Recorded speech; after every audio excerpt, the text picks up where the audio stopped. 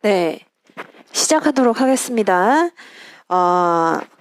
우선은 여러분들 오늘 이제 자료 받으셨을 텐데 바로 우리 진도 나가기 전에 자료 설명을 좀 해드리고 넘어갈게요. 그래서 우선은 강의 계획서를 먼저 펼쳐보시기 바랍니다.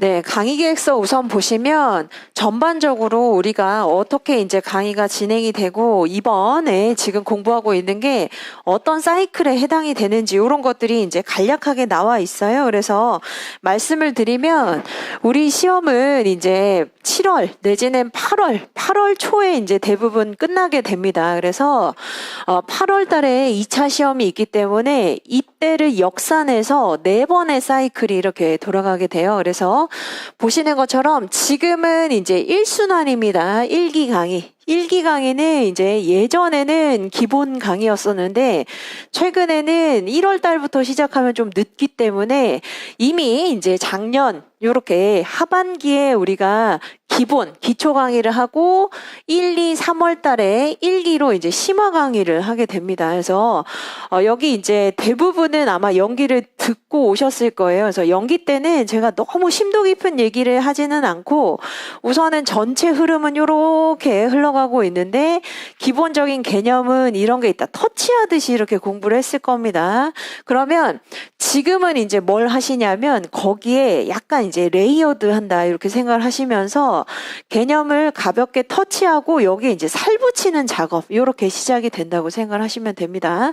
물론 살이 굉장히 이제 탄탄하게 붙여지지는 않아요. 그래서 우선은 1기 때 같이 공부를 하면서 요런 내용이 조금 더 심도 깊게 있구나 라고 하는 것을 확인하시고 이해하시고 정리한 다음에 계속 4월, 5월, 6월, 7월까지 연습을 하시는 겁니다. 반복 연습을 한 다음에 살을 더 중첩적으로 두껍게 이렇게 붙여간다라고 생각을 하시면 되겠습니다. 그래서 요것도 이제 많이 물어보거든요. GS가 도대체 어떤 뜻이냐 이렇게 물어보시는 분들 많은데 그룹 스터디의 약어예요. 그룹 스터디라고 해서 옛날에 이제 사시 공부할 때는 그룹 스터디라고 하는 게 이제 정말 뭐 소규모 그룹으로 이렇게 진행이 되던 시절이 있었습니다. 그래서 그 시절에 이제 소규모 그룹 스터디부터 시작해서 이제 전체 반 그리고 전체 집단 이렇게 타임별로 사이클별로 구분을 했었는데 지금은 형식상 명칭만 남아있고 이제 실질적으로 이렇게 스터디를 운영하지는 않아요. 그래서 요거는 그냥 순환별 형식적인 이름 붙이기다 이렇게 생각하시면 되고 지금은 이제 1기입니다. 그래서 1기 때는 여러분들이 개념에 덧붙여서 이제 살 붙이는 그런 단계다라고 생각을 하시면 되겠습니다.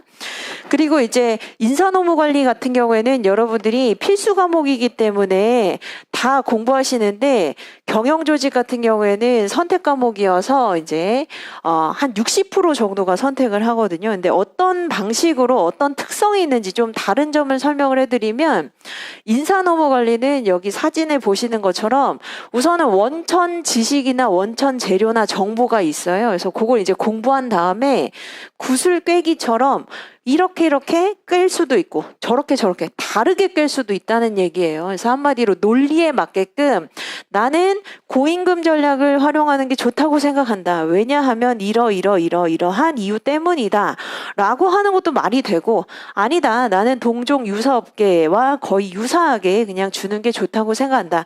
그 이유는 또 이런 이유 때문이다. 한마디로 공부하는 건 굉장히 많은데 사람들마다 논리가 다를 수 있다는 겁니다. 그런데 경영조직은 그렇지 않아요. 그래서 여기 지금 도장을 꽝꽝꽝 이렇게 찍어 둔 것처럼 여러분들이 이제 나는 다르게 생각하는데 라고 생각할 수 있다 하더라도 이미 선대학자들이 연구한 부분을 거의 이제 답습해 간다 이렇게 생각을 하시면 됩니다. 그래서 답이 정해져 있어요. 물론 어느 정도 이제 융통성이 있는 부분도 있긴 있겠지만 인사 노무 관리에 비해서 상대적으로 답이 정해져 있고 굉장히 명확하다. 교수님이 물어보는 게 굉장히 창의적인 걸 물어보지 않아요. 거의 이제 정해져 있는 걸 물어보는 편입니다. 그래서 그렇게 이제 좀 이해를 하시면 좋겠고, 그리고 이제 이것도 제가 많이 말씀드리거든요. 지금 여러분들이 와 있는 요 201호 이 장소가 항상 이제 제가 앞으로 계속 티타임을 하게 될 장소예요. 그래서 합격자 모임을 하면 이렇게 이제 많이 옵니다. 그래서 제가 이걸 왜 보여드리냐면 공부를 하다 보면 굉장히 요원하거든요. 그래서 내가 과연 합격은 할 수 있을까? 이게 지금 공부를 한다고 하는데 얘 해가지고 될 일인가? 이렇게 생각을 하지만 실질적으로 오는 사람이 이렇게 진짜 많다는 거, 거의 한 230명, 40명 이상 이렇게 오기 때문에 우선 확신을 가지고 공부를 하세요. 우선은 자기 확신 자체가 없으면은 공부 동력이 떨어지기 때문에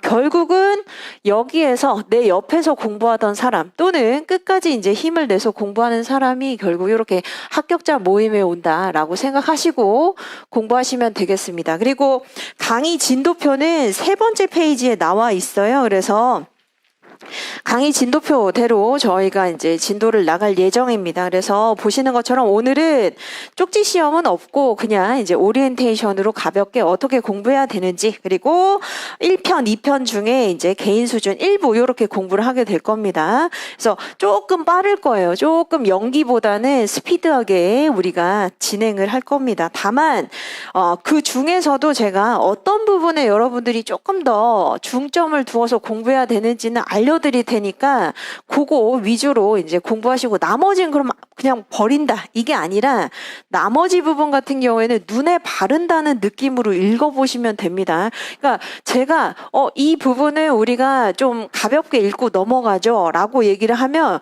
버리시는 분들이 있어요. 그러시면 안 되는 게 우리 시험은 상대적인 평가이기 때문에 만일 다른 사람이 그 부분에 대해서 3줄이라도 썼다 그러면 바로 비교가 되는 거예요. 그래서 그렇다고 너무 다 공부를 할 수는 없죠. 그러니까 즉 중요한 부분에는 가용 시간 내에서 최대한 비중을 둬서 팍 공부를 하고, 그렇지 않은 부분은 조금 가볍게 눈에라도 바르면 나중에 쓸거리가 생깁니다. 그래서 그렇게 알려드릴게요. 자, 그리고 강의 일정은 보시는 것처럼 우리가 11회차 동안 진행이 될 거고, 시간은 5시 반에 끝나지는 않고 통상 5시 45분이나 50분에 끝납니다. 자, 그리고 모르는 분이 계실 수도 있는데 여기 보시는 것처럼 mp3 제가 그 강의 녹음을 해놨어요. 그래서 주요 개념은 이미 구글 드라이브에 다 업데이트 해놨기 때문에 그거 다운받으셔가지고 이제 다 들으시면 되고, 요거 다운 안 받아진다라고 하는 분들 있는데 많이 그러시면 저한테 연락을 주시면 제가 그 링크 다 복사해서 보내드립니다. 그래서 그렇게 하시면 될 것 같습니다. 그리고 작년에 그 개념도식 메모리 카드 특강이라고 하는 게 있었어요. 그런데 꼭 들어야만 된다 이건 아닌데 여러분들이 이제 계속 공부를 하다 보면은 너무 특정한 부분에 매몰된 경향이 있거든요. 그래서 한 3월 정도에 다 끝나고 나서 다시 한번 들어보시면 내가 저런 부분을 완전히 다르게 생각하고 있었구나, 놓치고 있었구나 이렇게 생각할 수 있으니까 만일 안 들으신 분은 3월 끝나고 들으시면 되겠습니다. 자, 그리고 이제 오리엔테이션 자료 한번 우리가 좀 볼까요? 오리엔테이션 자료 2번째 자료로 나와 있습니다. 자, 우선은 보시면 합격 기준이라고 되어 있죠. 그래서 여러분들이 특히 경영조직 공부를 하다 보면은 막연한 탐구성 공부를 하는 분들이 많다는 걸 제가 매년 느낍니다. 그러니까 탐구성 공부가 뭐냐면 정말 이제 모델을 연결시키려고 하는 거예요. 그래서 원인 변수, 종속 변수, 뭐 매개 변수, 조절 변수, 우리가 이런 것들 이따가 제가 설명드릴 거고 다양한 변수들을 공부를 하게 되는데 이것을 일률 사물로 이제 뭔가 딱 매치를 시켜가지고 정확하게 딱 짜맞추기 요런 이제 방식으로 공부를 하려고 하시는데 사실 그걸 요구하는 게 아닙니다. 우리 시험을. 그래서 우선은 조직행동론 그리고 거시조직 이론과 관련해서 기본적인 내용을 알고 있느냐 그리고 전문가로서 가능성이 있느냐 이것을 보는 것이기 때문에 우선은 저에게 이제 가끔 질문을 한다거나 아니면 공부를 하시면서 제가 여기까지는 안 하셔도 됩니다 라고 얘기를 하는 경우가 있습니다. 그거는 이제 대답을 하기 싫어서가 아니라 거기까지는 우리 시험에서 이제 요구하지는 않는다 이렇게 생각을 하시면 돼요. 그래서 우선은 전문가로서의 가능성이라고 하는 것은 개념은 알지만 여기에서 이제 이게 어떻게 적용이 되는지를 이미 선대학자들이 연구를 다 해놨어요. 거기까지입니다. 그래서 우선은 가능성을 좀 보여주셔야 되는 것이고 그리고 이제 두 번째 공부 방법을 한번 보시면 연기 때 제가 대중 소목차로 구분을 해서 한 3가지 색상을 활용해서 우리가 좀 미리 위상을 구분을 해 놓자라고 말씀드렸을 거예요. 그런데 이제 1기에는 여기에서 조금 더 나아가서 형광펜을 조금 더 쓰시면서 이렇게 정리를 해두세요. 그래서 개념, 학자, 키워드, 연도를 꼭 외워야 되는 건 아닙니다. 그런데 이제 뭐 1930년대 또는 1950년대 또는 1970, 80년대에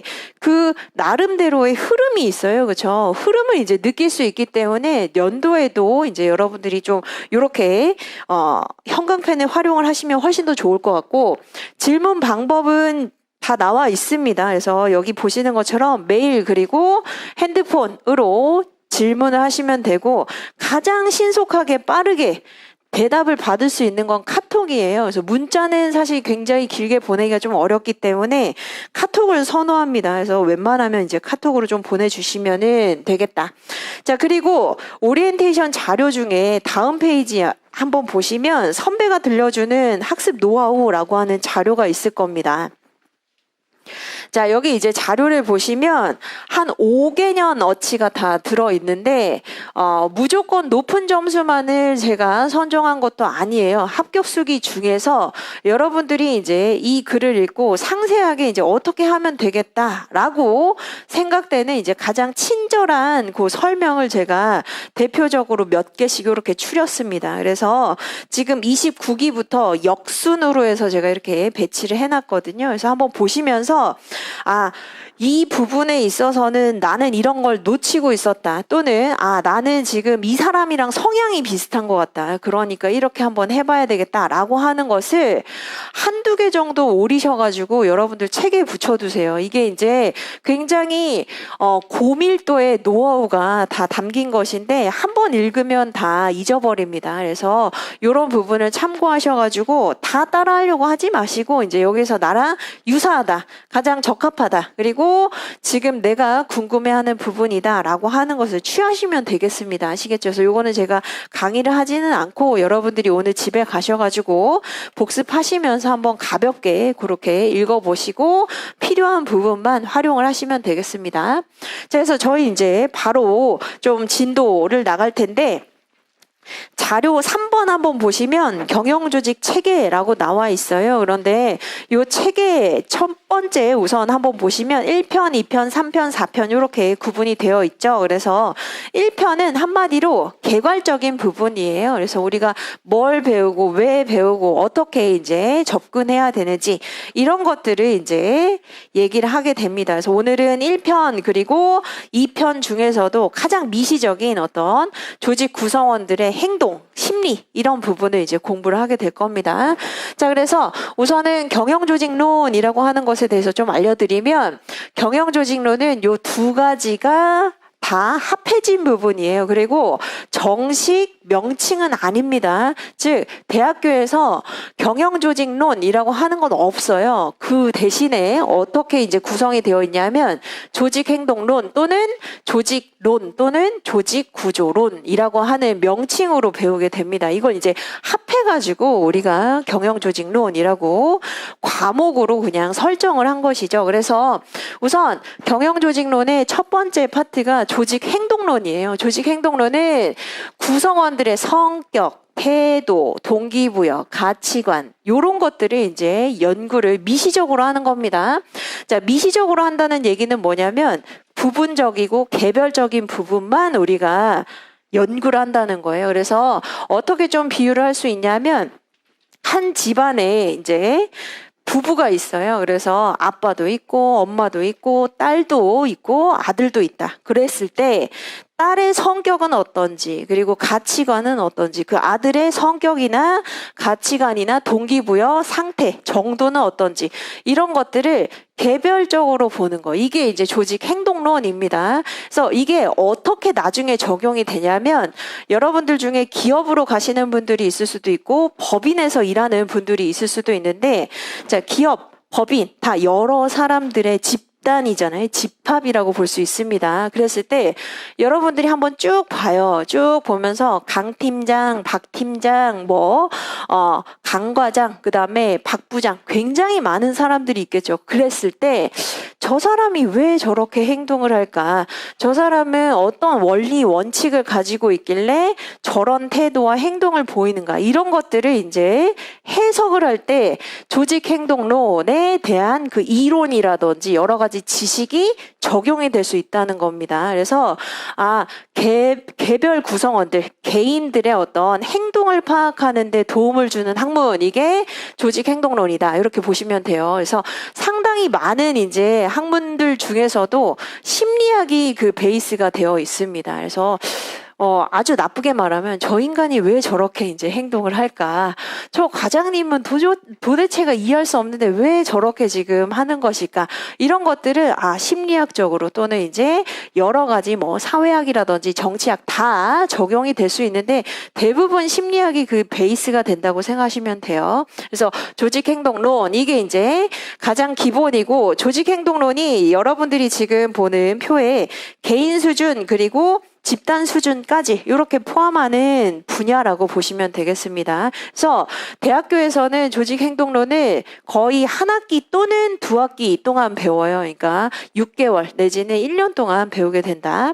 자, 그리고 여기 이제 두 번째 조직론이라고 나와 있죠. 이거는 이제 조직 구조론 또는 조직 이론이라고도 부르는데 조직의 설계라든지 변화나 개발의 필요성이라든지 기업 윤리라든지 문화라든지 이런 부분을 좀 더 거시적으로 본다는 거예요. 지금 이제 차이점을 한번 느껴보시면 조직행동론은 개별 구성원의 행동, 태도를 미시적으로 연구하는 학문이라면 여기는 이제 개별 구성원보다는 여러 사람들의 집합으로서 집단으로서 집단적인 성격을 좀 더 이제 거시적으로 파악을 한다는 거예요. 그래서 조직이라고 하는 것을 어떻게 합리적으로 운영을 해야 되는지 그리고 조직의 어떤 생태계라든지 그리고 조직이 어떻게 생성되고 사멸되고 왜 망하게 되는지 그리고 왜 확장되게 되는지 이런 것들을 이제 이론적으로 공부하게 되는 게 이 파트입니다. 그래서 좀 추상적인 내용들이 많죠. 여기는 이제 개별 구성원들이 어떤 행동, 어떤 태도, 어떤 동기부여 이런 것들을 얘기하기 때문에 좀 잘 와닿는 편이지만 조직론, 조직구조론, 조직이론 같은 경우에는 굉장히 추상적인 어떤 형태에 대해서 그리고 추상적인 메커니즘에 대해서 얘기를 하고 있기 때문에 여러분들이 잘 안 와닿을 수도 있습니다. 그런데 이 부분은 제가 최대한 예를 많이 들어서 설명을 해드릴 테니까 걱정을 하지 않으셔도 되겠습니다. 그래서 이 부분은 바로 여러분들이 보는 프린트에서 4편 조직 수준에 해당이 되는 거예요. 그래서 가장 이제 전체를 본다. 부분이 아니라 전체를 거시적으로 보면서 판단을 해보는 것이다. 이렇게 보시면 되고 아까 똑같이 예를 들었을 때 자, 한 어떤 그 부부가 있었다고 했었잖아요. 부부 가정이 있다라고 했을 때 개별 구성원들의 그 면면을 보는 게 조직 행동론이라면 조직 구조론 내지는 조직 이론이라고 하는 것은 각각의 이제 가정을 가장 작은 단위로 본다는 거예요. 그래서 그 가장 작은 단위에서 어떠한 일들이 일어나고 그 안에서는 누가 권력이 가장 세고 그 권력을 활용해서 어떻게 지시 명령 통제하고 이끌어가는지 이런 것들을 보는 게 바로 4편의 조직 수준이다. 이렇게 이해를 하시면 되겠습니다. 그래서 먼저 이제 우리가 공부하는 순서는 미시적인 데에서 거시적인 요 순서대로 2편, 3편, 4편 이렇게 진행이 된다라고 보시면 되겠습니다. 그래서 미시 그리고 거시 이렇게 많이 구분을 하는데 미시조직론 또는 거시조직론 이렇게 많이 얘기를 하기도 합니다. 그런데 결국은 우리 시험은 미시, 거시를 다 합한 거예요. 이걸 이제 경영조직론이라고 부르기로 한다. 자, 그 다음에 이제 본격적으로 여러분들이 진도 나가기 전에 앞서서 변수라고 하는 것의 그 개념을 좀 알아두실 필요는 있습니다. 물론 교수님이 이렇게 묻진 않아요. 독립변수가 무엇인지 써보시오. 이렇게 묻지는 않지만 앞으로 제가 이제 독립변수가 또는 종속변수가 이런 식으로 이제 말을 많이 하게 될 겁니다. 그래서 우선은 이해를 돕기 위해서 제가 말씀을 드리는 것이고 필기하실 필요는 없어요. 왜냐하면 책에 다 있습니다. 이 내용이 여러분들이 어디를 찾아보시면 되냐면 19페이지를 찾아보시면 요 기본적인 개념 그리고 사례 이런 것들이 나와 있어요. 그래서 19페이지 펼쳐보시면서 우리 같이 좀 보도록 하겠습니다. 자, 우선은 변수라고 하는 것이 있는데 변수는 뭘 의미하는 거냐면 측정할 수 있는 개념을 의미합니다.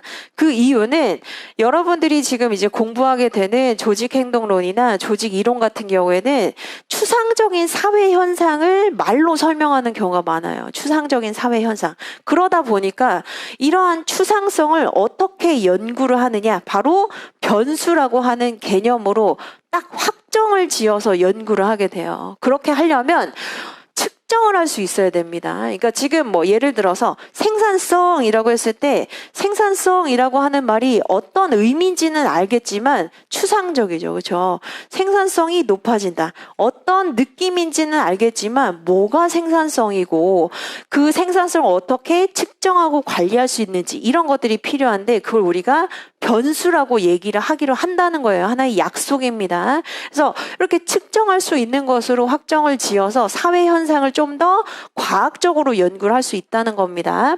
자, 그때 이제 활용하게 되는 것이 바로 독립변수, 종속변수, 그리고 그 서브에 여러 가지 이제 변수들이 있습니다. 우선은 독립변수, 종속변수가 가장 기본적인 개념이에요. 그래서 말씀을 드리면 독립변수는 자, 후술할, 즉 종속변수의 변화를 가져오는 변수로 우리가 이걸 뭐라고 얘기하냐면 원인 변수 이렇게 얘기를 하기도 합니다. 원인이 되는 변수라는 거예요. 뭔가가 이제 나타나게 될 때, 결과가 나타나게 될 때 그것을 초래하게 되는 원인을 설명하는 변수라는 겁니다.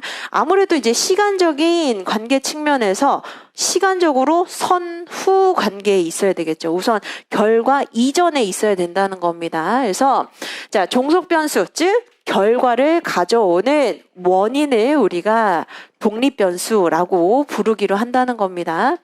자, 그 다음에 이제 종속변수라고 하는 것은 이러한 원인 때문에 원인의 영향을 받아서 변화하게 되는 결과 변수를 얘기를 합니다. 그래서 결국 이걸 좀 더 쉽게 얘기하면 원인 변수, 결과 변수 이렇게 얘기를 할 수 있어요.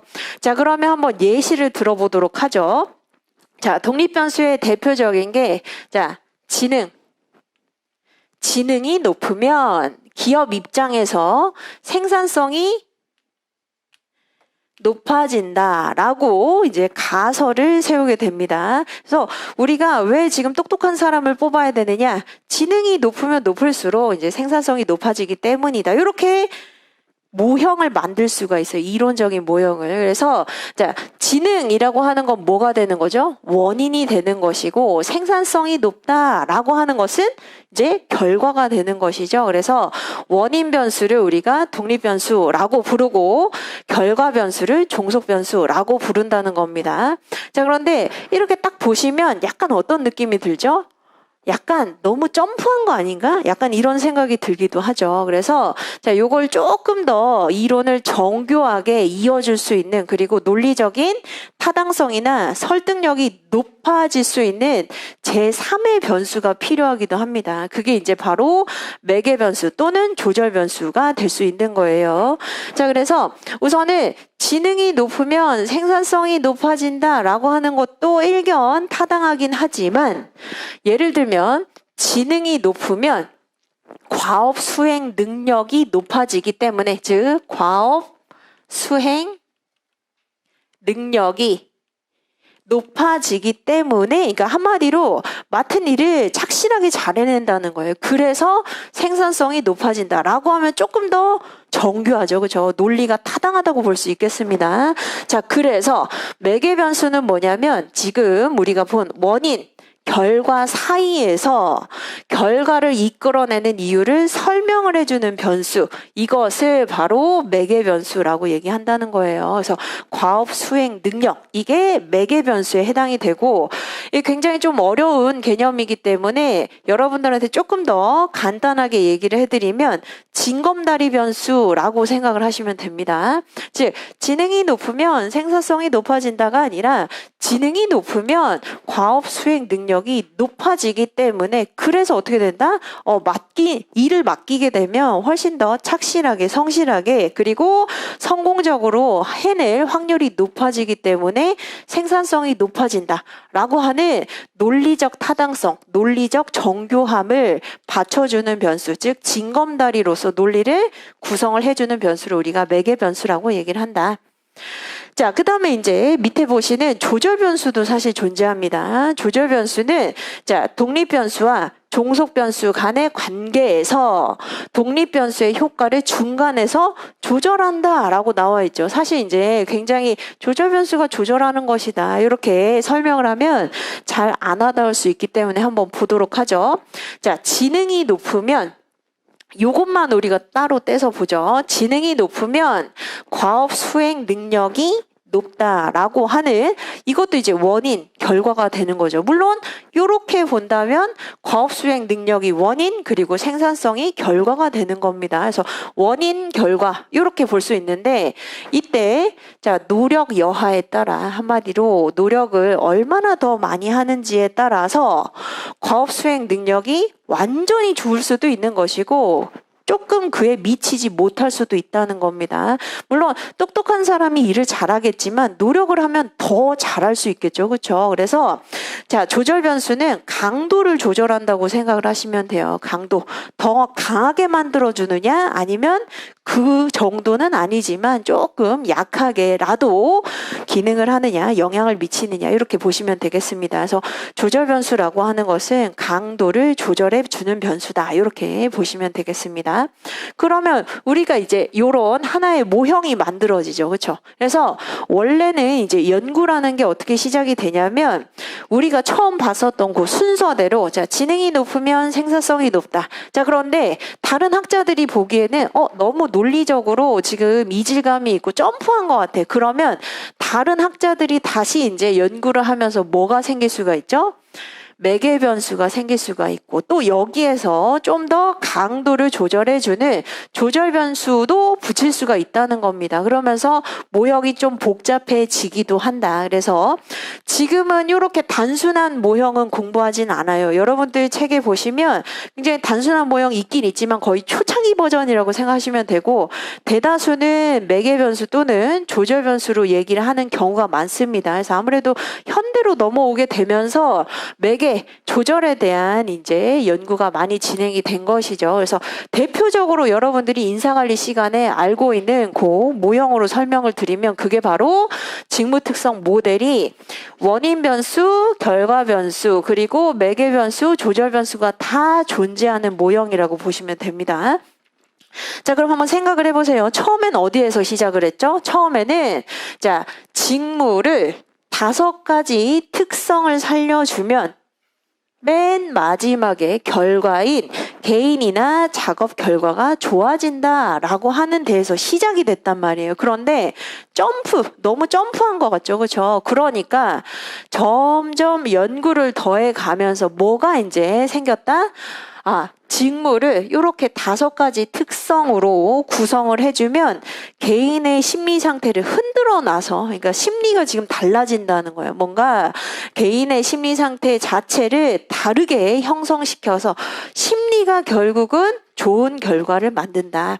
자, 그런데 여기에 또 조절 변수가 존재하죠. 그래서 여기 지금 조절 변수가 원래는 이렇게 동일하게 종업원의 성장 욕구 강도가 각각에게 미치는 것인데 동일하기 때문에 그냥 하나로 이렇게 합쳐서 표현을 한 거예요. 그래서 자, 직무를 굉장히 다양한 지식, 정보를 쓸 수 있게 해주면서도 전체를 조망할 수 있게 해주면서도 타인의 삶에 영향을 미칠 수 있게 해주고 지시 통제하지 않고 그리고 얼마나 지금 결과가 어떤지에 대해서 유용한 정보를 주게 되면 이게 뭐에 좀 더 영향을 받아서 종업원의 자존이나 성장 욕구에 대한 갈망, 열망의 정도를 받아서 심리 상태를 흔들어 놓는다고요. 그렇죠? 그래서 그렇게 되고 심리 상태를 흔들어 놓게 되는 것도 마찬가지.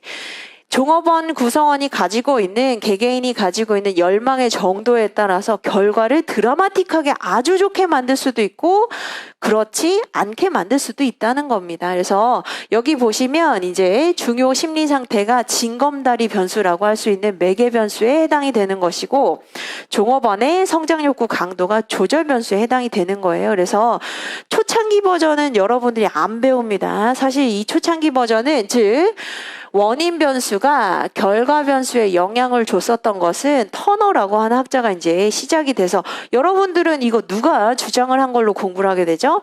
해크만과 올드햄만 기억을 하게 되잖아요. 그게 이제 맨 마지막에 이제 최종 정립한 학자 위주로 우리가 정리하고 공부하게 되기 때문입니다. 그래서 지금 이게 가장 좋은 사례라고 볼 수 있어요. 매개 변수, 조절 변수가 다 결합이 되어 있는 이런 모형이다. 이렇게 보시면 되겠습니다. 그래서 앞으로 여러분들이 이제 보시게 될 때 화살표의 방향은 뭘 의미하는 거냐면 인과관계를 의미해요. 인과관계.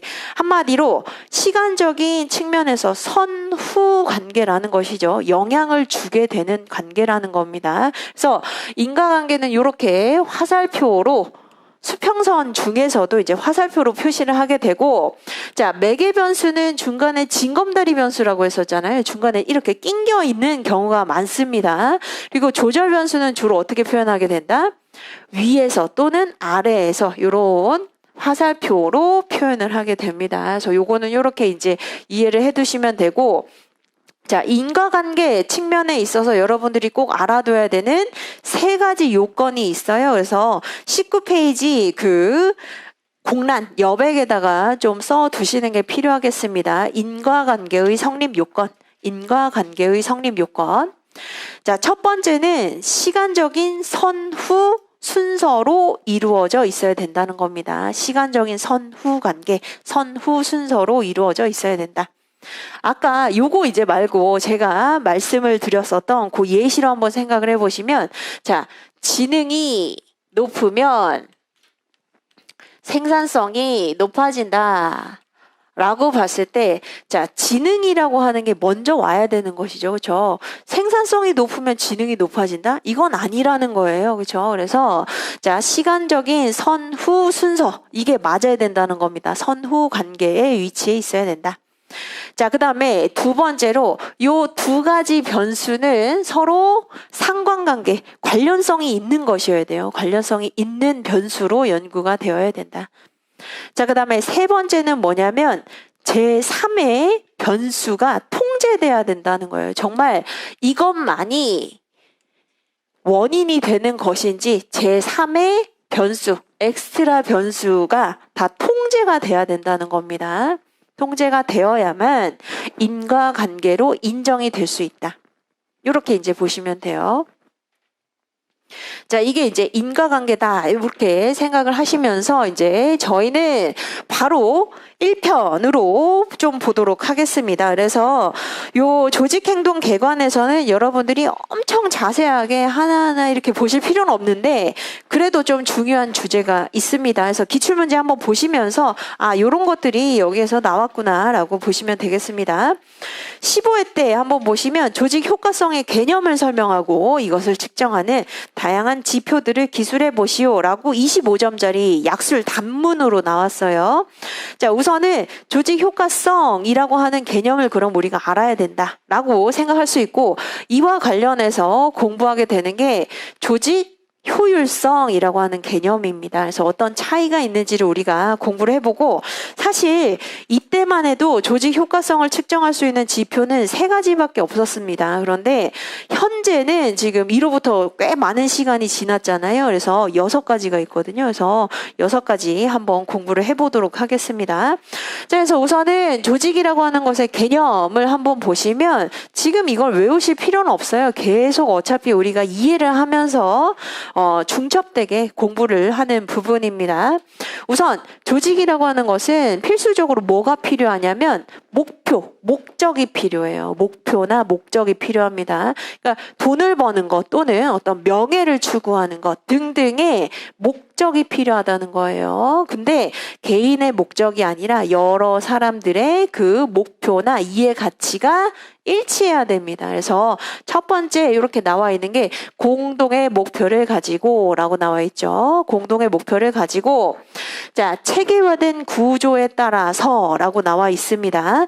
자, 체계화된 구조라고 하는 건 뭐냐면 누가 어떤 일을 어떤 자원을 가지고 수행을 해야 될지가 이미 짜여져 있다는 거예요. 즉 목표 달성을 위해서는 누가 어떻게 해야 되는지, 어떤 자원을 어느 정도로 활용해야 되는지 이런 것들이 시스템으로 정립이 되어 있어야 된다는 겁니다. 그래서 구조를 가지고 상호작용을 하면서 라고 나와 있죠. 상호작용은 뭘 의미하는 거냐? 2사람 이상이 서로 대면하거나 아니면 커뮤니케이션을 하면서 의견이나 감정이나 정보를 공유해서 더 나은 방식을 찾아가는 걸 의미를 합니다. 그래서 자, 목표 달성을 위해서 지금 어떻게 해야 된다? 여러 가지 자원을 시스템을 활용을 해서 서로 의견, 감정, 정보를 교류하면서 더 나은 방법을 찾는 것이다. 그렇게 하게 되면 뭐가 가능하죠? 협력이 가능해진다는 거예요. 협력을 하면서 시너지 창출이 가능해진다. 자, 그러면서 또 좀 더 거시적으로 우리가 확장을 해보면 외부 환경에 적응을 할 수 있는 이라고 나와 있죠.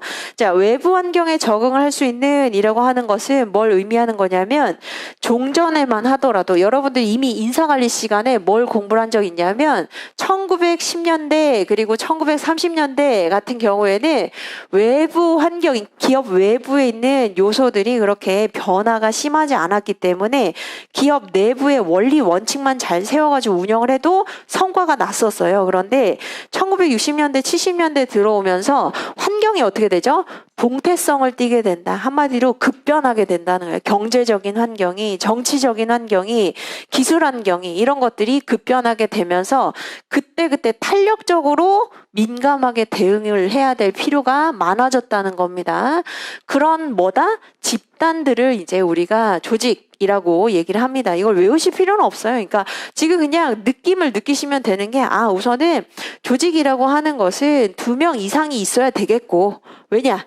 목적을 달성하기 위해서 혼자로는 안 된다는 거예요. 그래서 목적을 달성하기 위해서 어느 정도 구성원을 보유하고 있는데 나름대로 어떤 자원을 어느 정도로 활용해야 되는지를 시스템을 가지고 서로 협력하고 상호작용하면서 더 나은 방식으로 이제 운영을 해 나가는 것을 우리가 조직이라고 보는 거구나. 이렇게 이해를 하시면 되겠습니다. 자, 그 다음에 이제 조직의 목표로 우선 넘어가게 될 텐데, 자, 조직의 목표는 결국 뭐냐면 여러 가지가 있을 수 있습니다. 뭐 생산성이라든지 이윤 추구라든지 여러 가지가 있을 수 있죠. 그래서 우선 조직의 목표라고 했을 때 우리가 통상 뭐라고 얘기를 하느냐? 궁극적인 목표를 달성하는 것이 필요한데 그걸 우리가 효과성이라고 표현을 한다는 거예요. 조직 효과성이라고 하는 것은 궁극적으로 목표를 달성하는 게 필요한데 이게 효율성과는 완전히 같은 개념은 아니라는 겁니다. 자, 효과성이라고 하는 것은 또 뭐라고 다르게 표현이 되냐면 유효성이라고 하는 말로도 혼용해서 쓰입니다. effectiveness라고 되어 있죠. 그래서 기출문제 보시면 그냥 효과성이라고 하고 아무 말이 없는 게 아니라 교수님이 헷갈릴까봐 effectiveness도 같이 병기를 해주셨어요. 그래서 자, 조직 효과성이라고 하는 것은 조직 유효성이라는 말로도 쓰이는데 이것은 궁극적으로 목적을 달성한 정도를 우리가 효과성이라고 합니다. 자, 그런데 조직 효율성, efficiency라고 하는 건 뭘 의미하는 거냐면 자원의 활용 정도를 얘기를 합니다. 어떻게 경제적으로 자원을 활용을 했는지를 의미할 때 우리가 효율성이라고 얘기를 한다. 즉, 경제적 측면에서 자원의 활용 정도를 조직 효율성이라고 얘기를 한다. 자, 그런데 이게 미묘하게 비슷한 것 같으면서도 같은 개념이 아니라는 거예요. 같은 개념이 아니다. 그래서 한번 예를 들어보도록 하죠. 우선 왼쪽에 있는 조직 효율성, 경제적으로 자원을 어떻게 활용을 했는지를 의미하는 것은 인풋을 적게 들이면서 아웃풋은 극대화시키는 게 효율적이다. 이렇게 얘기를 하는 거예요. 즉 여러분들이 이제 감기 걸렸을 때 병원에도 가고 약도 사 먹고 여러 가지 처방들을 하죠. 그렇죠? 그런데 그때 경제적으로 자원을 활용했다라고 하는 것은 자, 병원에도 적게 가고 약도 적게 먹고 여러 가지 방법들을 아주 조금 썼는데 감기가 낫게 됐다면 그거는 이제 효율적인 겁니다. 효율적인 거. 그래서 자, 약도 단 한 번만에 그리고 병원도 단 한 번만에 갔는데 나았다라고 하면 효율적인 거예요. 그런데 자, 효과적이다 또는 효과성이 있는 것이다 또는 유효성이 있는 것이다라고 얘기를 하는 것은 한 번만에가 아니라 뭐 5번을 갈 수도 있고 10번을 갈 수도 있고 약도 5번, 10번을 먹을 수도 있는데 아무튼지 간에 나았다는 거예요. 궁극적으로 이제 감기가 나았다라고 한다면 효과성, 효율성과 비교를 해봤을 때 효과적이다, 효과성이 있었다라고 얘기를 할 수 있다는 거예요. 그래서 어떻게 보면 효과성이 효율성보다 좀 더 넓은 개념이라고 볼 수 있는 것이죠. 그렇죠? 그래서 요거를 이제 비교를 해본 표가 여기에 나와 있습니다. 그래서 효과성과 효율성은 완전히 동일한 개념은 아니에요. 그런 측면에서 한번 본다면 자, 가장 좋은 조직은 어떤 조직이냐면 경제적으로 인풋은 적게 그리고 아웃풋은 극대화하면서도 궁극적으로 목적을 달성할 수 있다면 가장 좋은 조직이겠죠. 그렇죠? 그걸 우리가 이제 위대한 조직이라고 얘기를 합니다.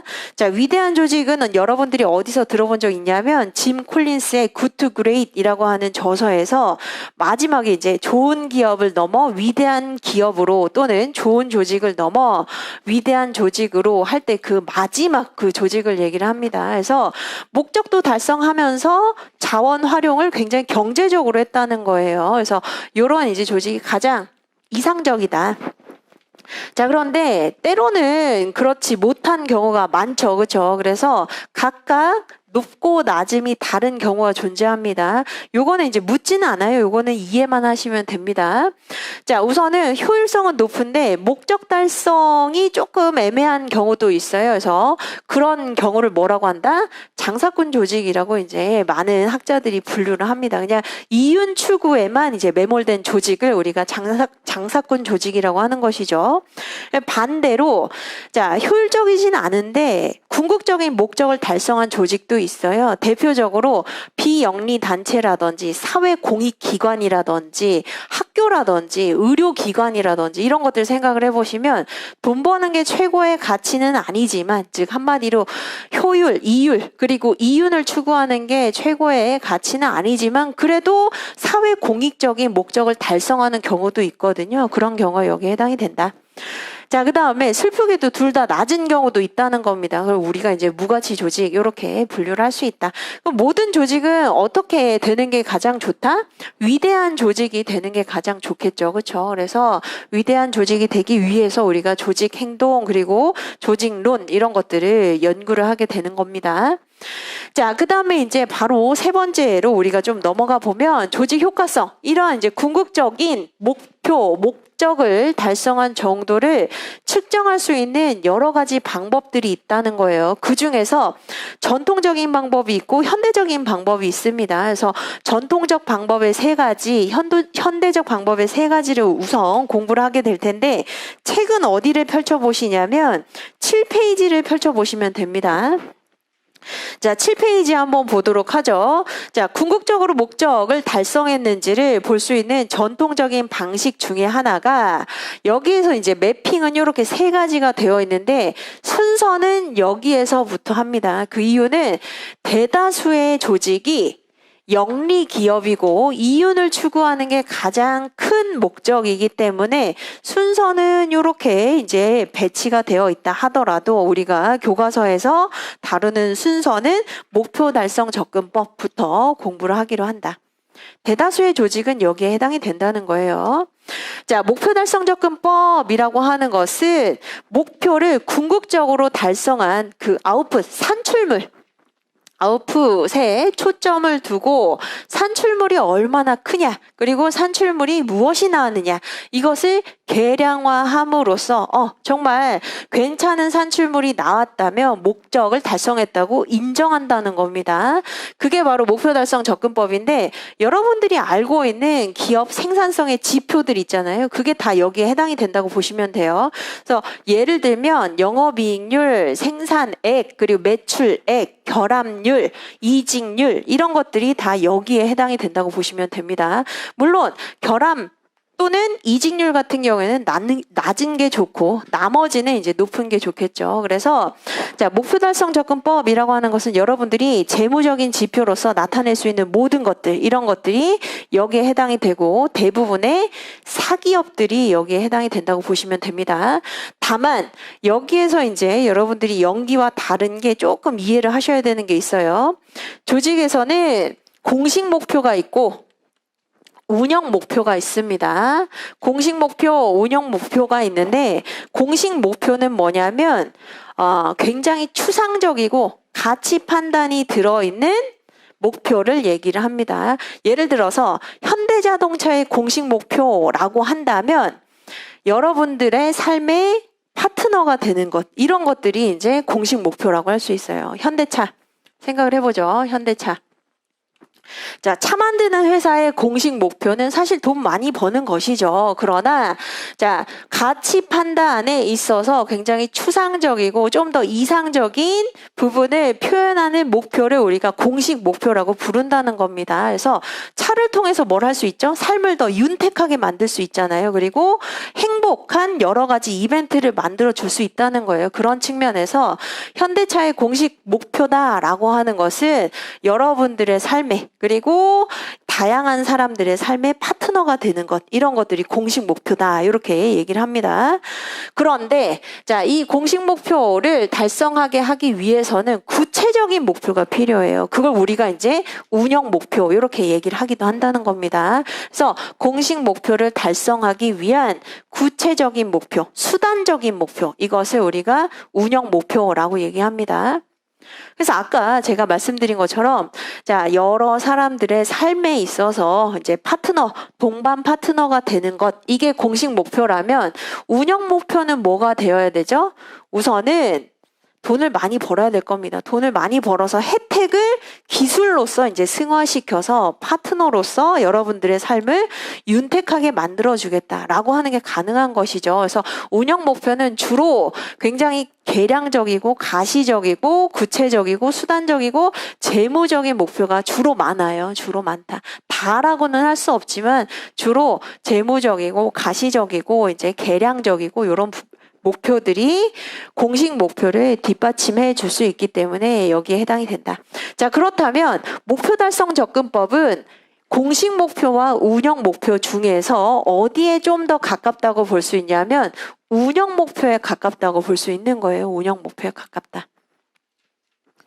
공식 목표는 좀 더 추상적이죠. 그런데 목표 달성 접근법에 있어서는 특히 운영 목표를 가지고 굉장히 수단적이고 구체적이고 가시화되고 계량화될 수 있는 그런 목표를 가지고 우리 조직이 지금 제대로 운영이 되고 있는지 목적 달성을 했는지를 평가할 수 있기 때문에 운영 목표를 대부분 목표 달성 접근법에서 주로 활용하게 된다는 겁니다.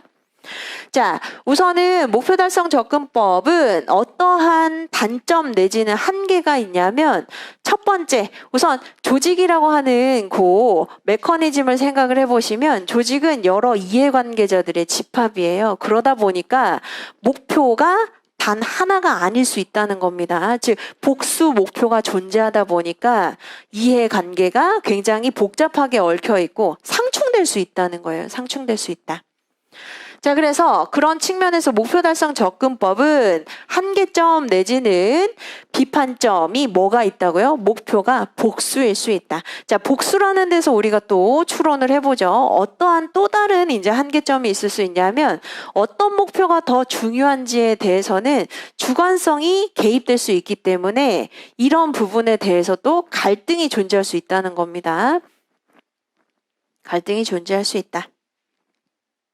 자, 그리고 또 비영리 집단 우리가 아까 얘기를 해봤었잖아요. 비영리 기관, 비영리 집단 이런 조직들도 존재하기 때문에 때로는 이러한 산출물 가지고 목적을 달성했는지를 판단하기가 어려운 그런 조직도 존재한다는 겁니다. 장애인 단체, 봉사 단체 또는 의료기관, 학교 한번 생각을 해보시면 이번에 영업이익률이 얼마 이거 가지고 이제 정말 목표를 달성했는지를 볼 수는 없다는 겁니다. 그래서 몇 가지의 이제 한계점이 존재한다고 볼 수 있다.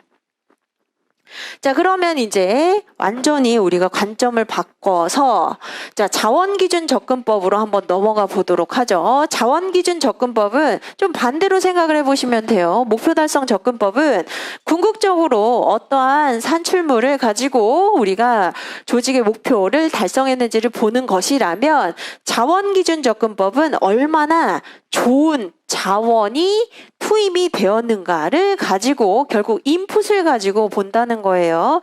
대부분의 이제 사기업이 아니라 아까 제가 말씀드렸던 비영리 단체, 비영리 기관, 사회복지기관 이런 곳들이 다 여기에 해당이 된다고 볼 수 있는 것이죠. 그래서 책은 어디를 펼쳐보시면 되냐면 8페이지 한번 펼쳐보시고 옆에다가 그렇게 써두세요. 비영리 단체, 사회적인 기업, 시민단체, 공익법인, 마을기업, 사회복지기관들이 대부분은 자원기준 접근법을 활용을 해서 목적을 달성했는지를 보게 된다.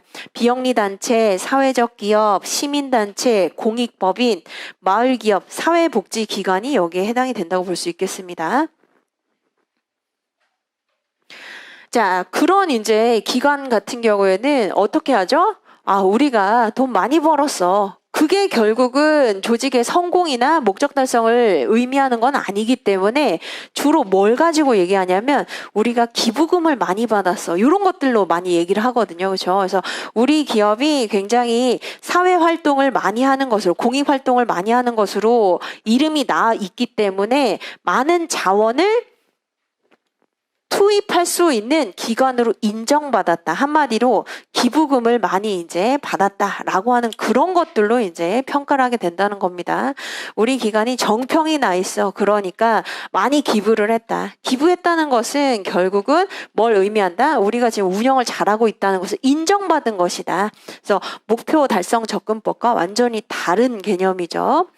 자, 자원기준 접근법 같은 경우에는 특히 여러분들이 뭐랑 연동을 시켜서 공부를 하셔야 되냐면 여러분들 책의 520페이지에 보시면 자원의존 이론이 있습니다. 자원의존 이론 한번 같이 볼까요? 520페이지 한번 펼쳐보세요.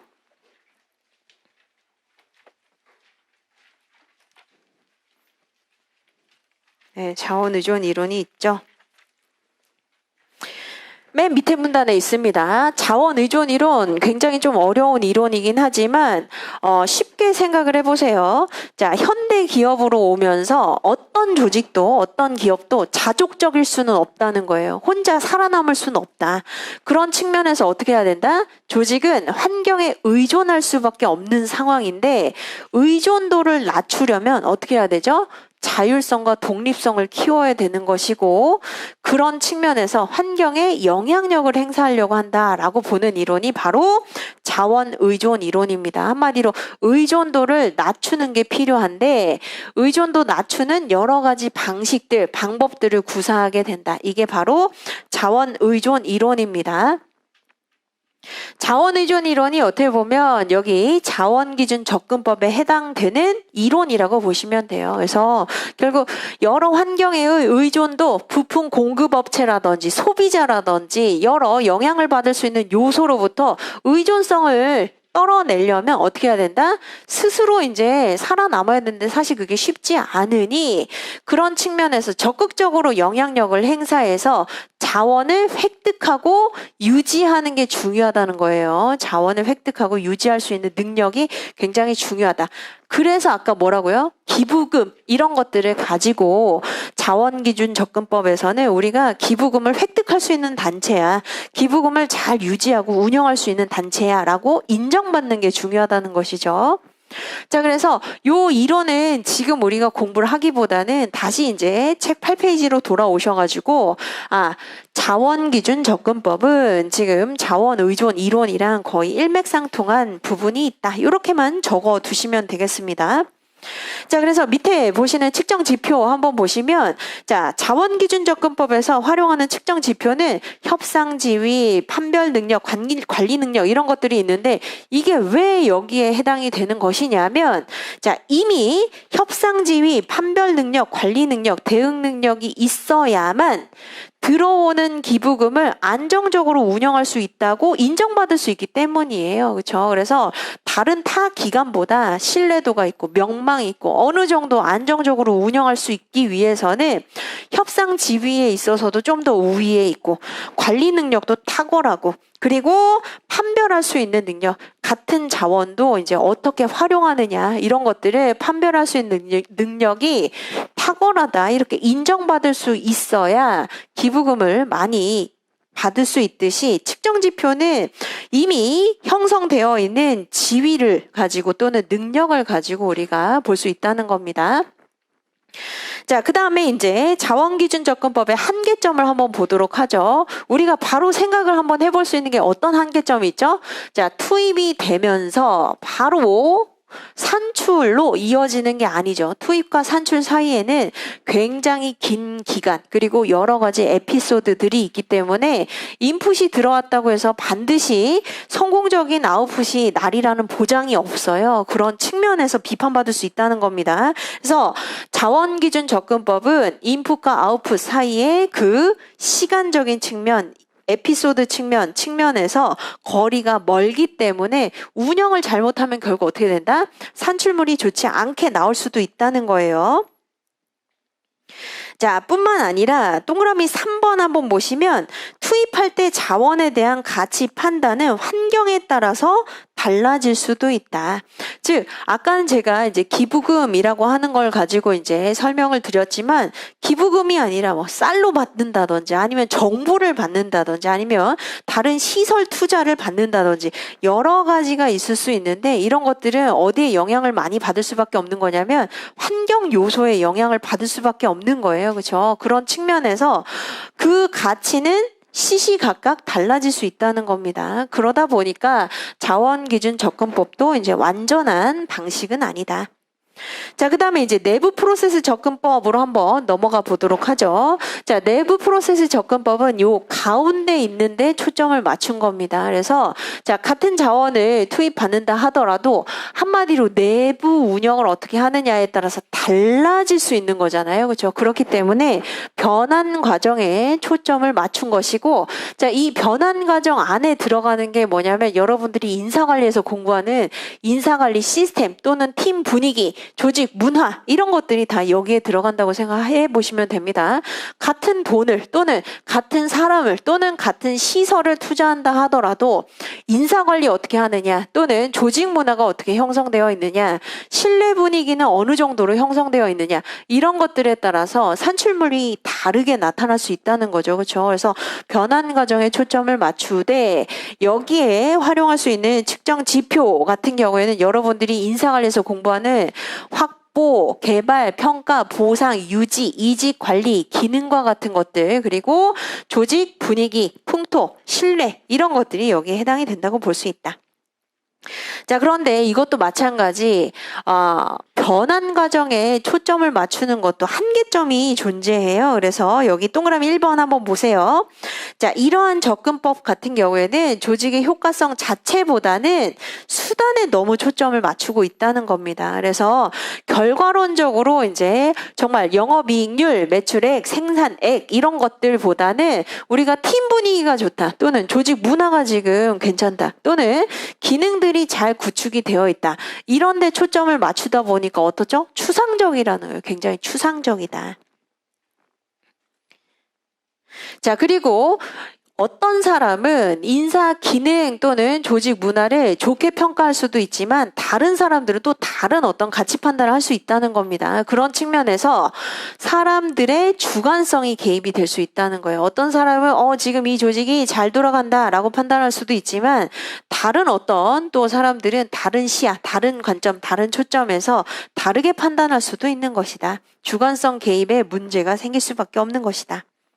자, 그래서 지금까지 이제 보신 게 전통적 측정 방법이에요. 그래서 너무 측정 지표라든지 이런데 전제 조건이라든지 이런데 매몰되지 마시고 크게 보시면 자, 궁극적으로 목적을 달성한 정도를 보는 전통적인 방식이 있더라.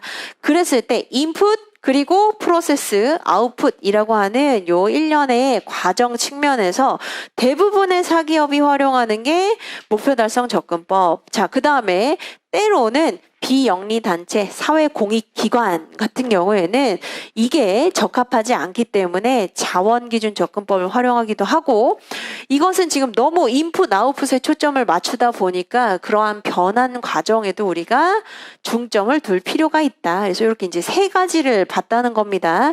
이게 지금 기출문제에서 쓰라고 한 그 내용이에요. 그런데 그 이후에 연구가 이제 굉장히 정교하게 많이 수행이 돼서 여러분들은 현대적 측정 방법까지 공부를 하셔야 됩니다. 자, 그래서 현대적 측정 방법이라고 우리가 나눌 수 있는데 여기서 사실 궁금해야 되는 부분이 있어요. 뭘 전통이라고 부르고 뭘 현대라고 부르냐. 자, 이 기준은 뭐 몇 년대 이전까지는 우리가 전통, 그 다음에 몇 년대 이후에는 무조건 현대 이렇게 부르는 건 없어요. 그런데 변화의 정도를 가지고 주로 얘기를 합니다. 그러니까 변화의 정도가 상대적으로 굉장히 심하다면 그걸 이제 우리가 현대라고 부르고요. 그게 아니라 변화의 정도가 상대적으로 그렇게 심하지 않다면 전통적이라고 불러요. 그래서 지금 현대적 측정 방법이라고 부르는 그 이유는 뭐라고요? 조직 내부 또는 외부에 있는 여러 가지 요소들의 변화 정도가 상대적으로 좀 심한 경우에는 현대적 측정 방법을 활용해서 조직 효과성을 측정할 수 있다는 겁니다. 그래서 대표적으로 이제 첫 번째 나와 있는 게 이해관계자 접근법이에요. 이해관계자 접근법. 자, 그런데 여러분들이 알아두셔야 되는 게 이해관계자 접근법 앞에 전략적 이해관계자 접근법이라고 써두세요. 전략적 이해관계자 접근법과 이퀄 동일한 내용이다. 동일한 내용이다. 왜냐하면 이해관계자는 우리가 알고 있는 그 이해관계자와 동일합니다. 즉 조직의 요구나 권리를 할 수 있는 주체를 우리가 다 이해관계자라고 부르는데 자, 그러한 이해관계자들이 특정의 목적을 가지고 요구, 권리를 하게 된다는 거예요. 권리를 가지게 된다. 자, 그런 측면에서 이해관계자란 결국 전략적 측면에서 접근을 하는 것이고 이해관계자 접근법이라고 하는 게 결국은 전략적 이해관계자 접근법이라고 부를 수 있다는 겁니다. 그래서 여러분들이 놀랄 필요가 없다는 거예요. 전략적 이해관계자가 다른 어떤 의미가 있는 게 아닌가. 그게 아니라 목적성을 가지고 이제 접근하는 것이기 때문에 똑같은 의미다. 이렇게 받아들이시면 되겠습니다. 자, 그래서 이해관계자 접근법 한번 보시면 여기 이제 대표적인 이해관계자들이 나와 있어요. 이것도 하나의 샘플이지 정해져 있는 건 아닙니다. 아까 뭐라고 했었죠? 이해관계자란 요구, 권리를 가지고 있는 주체들을 우리가 이해관계자라고 하는데 요런 이제 주체들이 나와 있죠. 그래서 한 번씩 쭉쭉 보면 첫 번째로 이제 주주가 있습니다. 자, 주주는 누구죠? 주식을 가지고 있는 주인이라고 할 수 있잖아요. 그렇죠? 기업의 주인이라고 할 수 있다. 자, 뿐만 아니라 종업원도 이해관계자라는 거예요. 왜죠? 기업의 요구와 권리를 할 수 있는 주체라는 겁니다. 우리 최저임금 맞춰주세요. 또는 근로시간 단축법에 따라서 근로시간 52시간으로 맞춰주세요. 요구, 권리를 할 수 있는 주체죠. 그래서 종업원을 통상 내부 고객이라고 얘기 많이 합니다. 내부 고객. 내부 고객. 조직이 어느 정도 이제 맞춰줘야 된다는 거예요. 시간, 근무 환경, 조건 이런 것들을 맞춰줘야 된다는 겁니다. 자, 그 다음에 여기 이제 세 번째 나와 있는 고객은 외부 고객을 얘기를 하는 것이죠. 그래서 기업이 산출해내는 제품이나 서비스를 소비해주는 그 주체, 즉 고객들을 얘기를 한다. 그것을 우리가 외부 고객이라고 얘기를 하죠. 자, 뿐만 아니라 여기 이제 정부도 있습니다. 정부도 이해관계자 안에 포함이 돼요. 왜죠?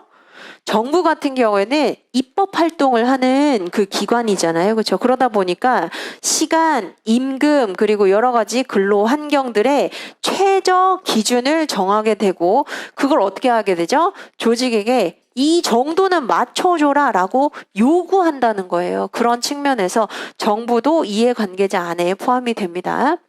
자, 노조는 당연하죠. 그렇죠? 노조는 종업원들의 근로조건 유지, 개선, 향상을 위해서 요구하고 계속 영향력을 행사하는 집단이죠. 그러다 보니까 이해관계자 안에 포함이 된다. 자, 지역사회도 마찬가지입니다. 지역사회 같은 경우에는 우선은 어떠한 측면에서 이해관계자라고 볼 수 있냐면, 자, 어떤 기업이 어떤 지역에 있는지에 따라서 노동력 공급이 달라지는 거예요. 그렇죠? 그래서 자, 노동력 공급을 해주고 그 노동력 공급에 따른 적정한 임금 가치, 복리후생 가치 이런 것들을 맞춰달라라고 할 수 있는 권리가 있는 집단들이죠. 그래서 지역사회도 이해관계자 안에 포함이 된다고 볼 수 있습니다.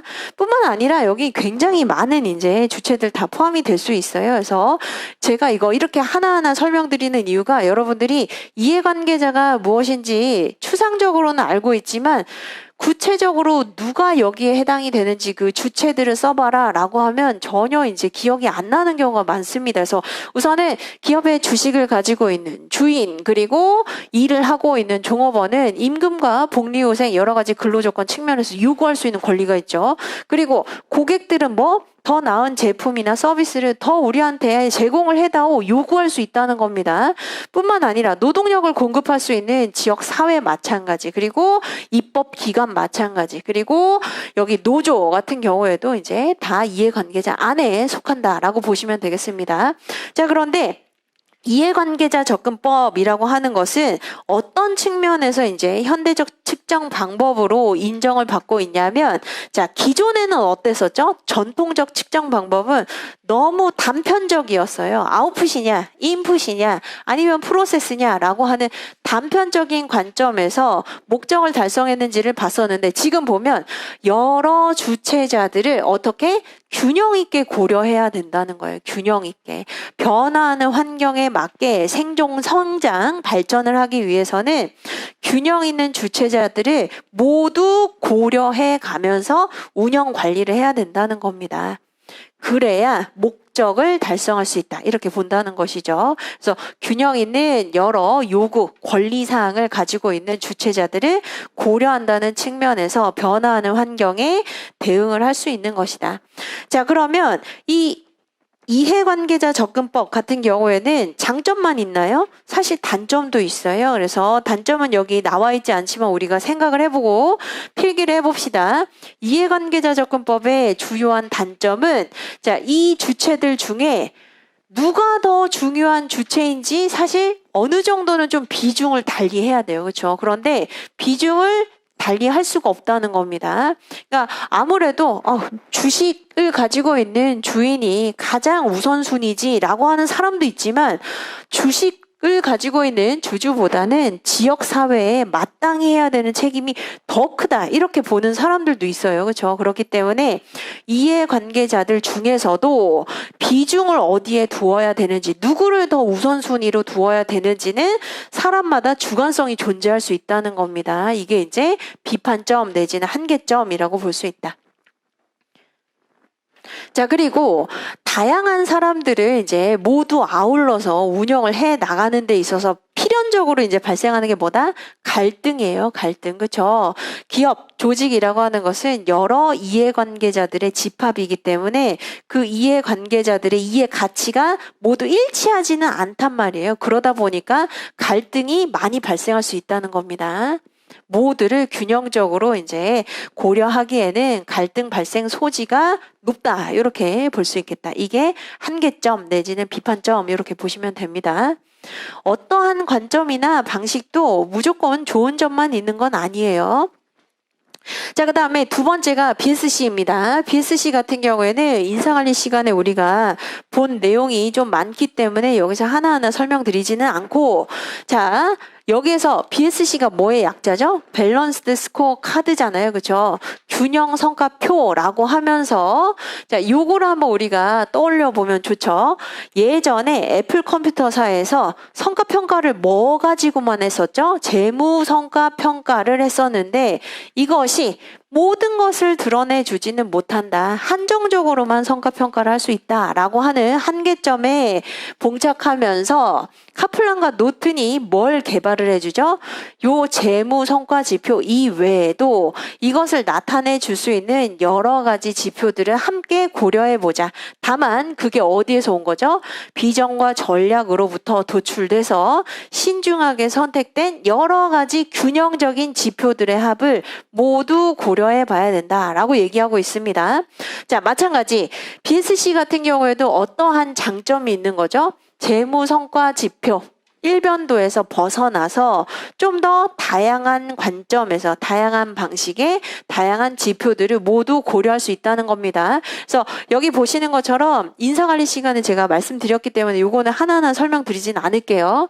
과거, 현재, 미래를 나타내는 지표이면서도 경영학의 4가지 분야를 모두 파악할 수 있는 재무, 마케팅, 인사, 생산 지표이면서도 외부 고객에게 그리고 내부 고객에게 설득을 할 수 있는 지표들을 모두 지금 총 집합한 게 BSC잖아요. 그렇죠? 그런 측면에서 균형성이 있는 지표 그리고 다양한 분야의 초점, 관점을 모두 다루고 있다는 그런 장점이 있습니다. 자, 그런데 BSC의 단점은 없나요? BSC의 단점도 있어요. 우선 어떤 단점이 있냐면 자, 소규모 정말 구멍가게에서 BSC를 활용을 할 수는 없다는 거예요. 그래서 우선 한계 내지는 비판점으로 볼 수 있는 게 대규모 기업에서만 이러한 균형 성과표를 활용할 수 있다는 점. 대규모 기업에서만 이러한 성과 지표를 활용할 수 있다는 점. 자, 그리고 여러분들이 캐스케이딩이라고 하는 폭포 효과 배우셨죠? 그렇죠? 결국 이러한 관점들은 누가 정하는 거죠? 조직의 상층부에 있는 임원급들, 간부급들이 정하고 나서 계속 내려보내잖아요. 정보를 내려보내면서 커뮤니케이션 하는 것이죠. 물론 이상적인 경우에 그렇게 되는 것이지 커뮤니케이션이 잘 안 되는 기업들도 많습니다. 그러다 보니까 현실적으로 커뮤니케이션이 잘 되지 않는 경우에는 어떻게 우리가 스팟 현상이라는 거 배웠었죠. 그렇죠? 데이비드 올리가 얘기를 했었던 스팟 현상이 발생할 수 있다. 그냥 요 좋은 지표들만 정하고 결국 따로따로 운영이 될 수 있다는 거예요. 단절적으로 운영이 될 수 있다. 커뮤니케이션이 잘 되지 않는 경우에는 조직의 하위층에서는 이러한 지표들을 전혀 고려하지 못한 채 단절적으로 운영이 될 수 있는 것이다. 그러니까 이상과 현실은 다르다는 거죠. 그렇죠? 이상적으로는 폭포 효과 그리고 커뮤니케이션을 원활하게 하는 게 좋지만 현실적으로는 그런 경우가 많이 없다는 겁니다. 그리고 우선 복잡하잖아요. 그죠? 복잡합니다. 지표가 지금 재무 관점 같은 경우에는 뭐 EVA라든지 아니면 재무 지표라든지 몇 가지만 이제 우리가 측정을 하면 되는데 이거 다 측정해야 되잖아요. 리드 타임, 직원 숙련도 뿐만 아니라 고객 재구매율 이런 것들 다 측정하는 게 너무 복잡하고 비용도 많이 든다. 이렇게 보시면 되겠습니다. 자, 그 다음에 이제 여러분들이 가장 잘 아셔야 되는 게 맨 마지막에 나와 있는 경쟁가치 접근법입니다. 자, 경쟁가치 접근법 같은 경우에는 2016년에 행정고시 문제에서도 약술 문제로 나온 적이 있어요. 그래서 제가 봤을 때는 이렇게 이제 공부를 하시면 되는데 우선 조직 지금 쭉 한번 흐름을 보시면 조직이 무엇이고 조직 효과성이 무엇이고 조직 효과성을 측정할 수 있는 전통적 현대적 지표를 공부를 하되 요거 자체를 우리가 단문거리로 공부도 하지만 전체를 다 묶어서 50점짜리로 물어볼 수 있거든요. 그래서 우선은 요거는 빠삭하게 알아두시고 나머지는 제가 설명한 것처럼 개념 그다음에 대표적인 지표 한 두 가지 그리고 어떤 한계점이 있는지 이렇게 간단하게 정리해 보시면 됩니다. 자, 그래서 우선은 경쟁가치 모형을 한번 좀 보도록 하죠. 경쟁가치 모형 내지는 경쟁가치 접근법 또는 경쟁가치 이론 또는 모델 굉장히 다양하게 불리우고 있습니다.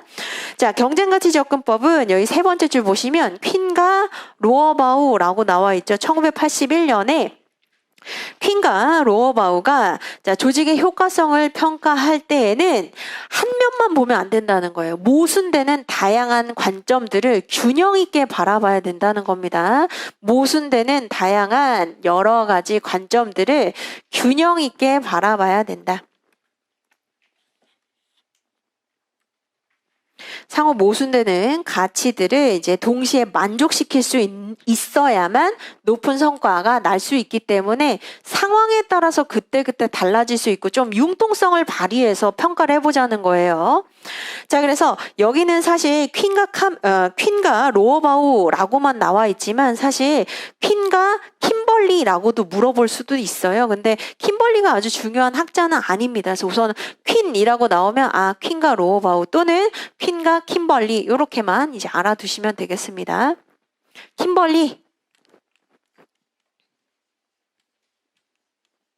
킴벌리는 메인 학자는 아니에요. 그런데 그냥 옆에 적어두시면 되겠다.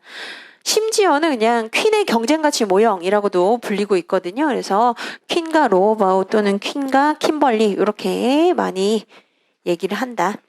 자, 그래서 한번 볼까요? 이 설명에서 맨 마지막 줄에서 세 번째 줄 보시면 자, 이게 중요합니다. 가치들은 상황 변화에 따라서 상황에 따라서 서로 더 중요하다고 경쟁하게 되기 때문에 그래서 네이밍된 게 경쟁가치라는 겁니다.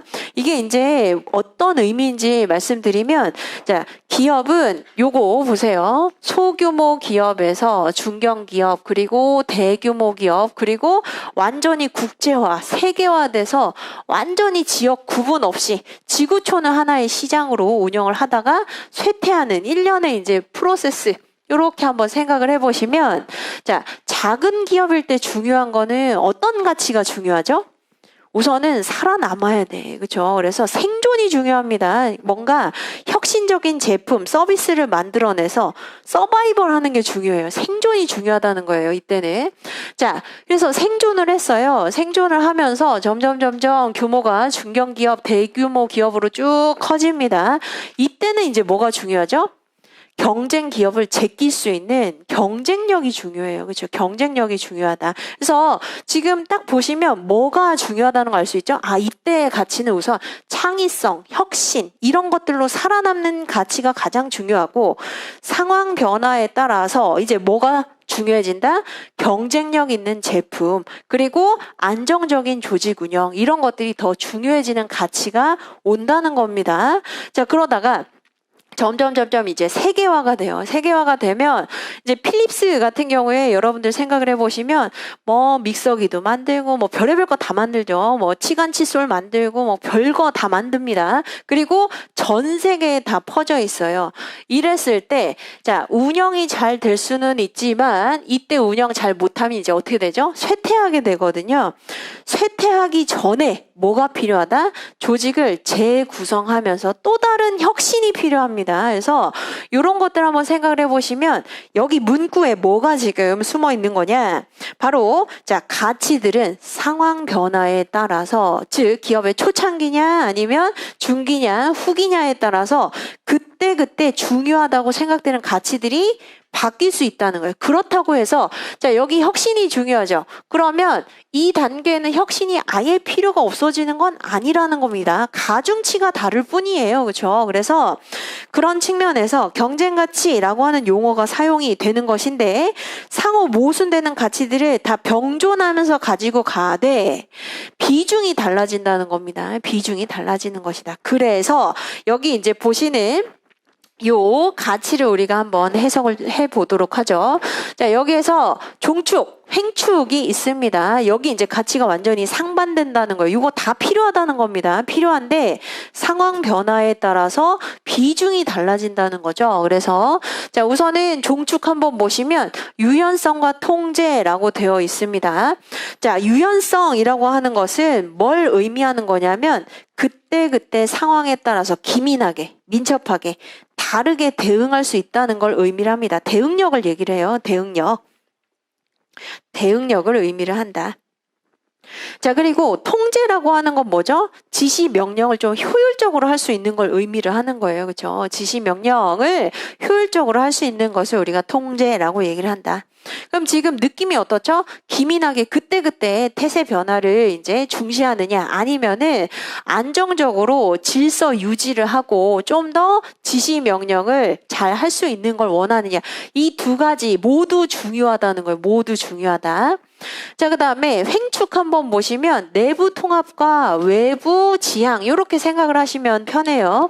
자, 내부 통합이라고 하는 건 뭘 의미하는 거냐면 내부에 존재하는 구성원들을 결집시키는 게 중요한 가치도 있지만 또 외부의 고객들에게 기민하게 관심을 가지고 있으면서 외부 환경이나 고객들이 뭘 원하는지 환경 변화에 따라서 어떻게 변화해야 되는지가 중요한 경우도 있다는 겁니다. 그래서 외부 지향, 내부 통합 다 중요하다. 중요한데 상황 변화에 따라서 비중이나 가중치가 달라질 수 있다는 거예요.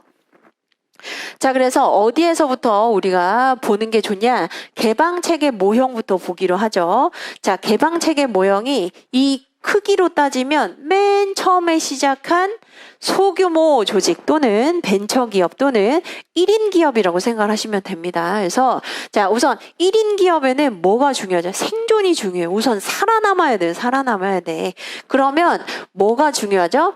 외부의 고객들이 어떤 제품이나 서비스를 원하는지를 민감하게 포착하면서도 그때 탄력적으로 기민하게 대응해야 된다는 거예요. 그렇죠? 그래서 여기 이 가치를 보시면 외부 고객이 무엇을 원하는지 어떤 생산물, 즉 상품이나 서비스를 원하는지를 기민하게 포착하고 대응해서 만들어야 된다는 겁니다.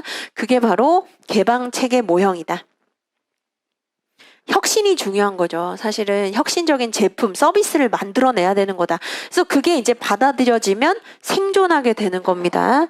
자, 생존을 하게 됐어요. 그 다음에 이제 한 10인 기업이라고 생각해 봅시다. 10인 기업으로 조금 구성원이 좀 늘어났어요. 근데 완전한 이제 대규모 기업은 아니라고 생각해 봅시다.